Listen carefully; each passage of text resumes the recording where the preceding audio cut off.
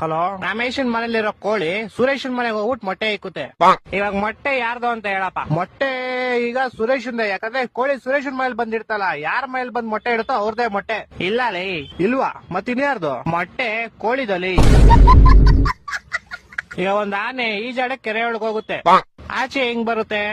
ಹೆಂಗ್ ಬರುತ್ತೆ? ಹೆಂಗ್ ಹೋಗಿರುತ್ತೋ ಹಂಗೆ ವಾಪಸ್ ಬರುತ್ತೆ. ಇಲ್ಲ ಲೇ, ಮತ್ತೆ ಯಾವ ಆಗ್ಬಿಟ್ಟು ಆಚೆ ಬರುತ್ತಲೇ?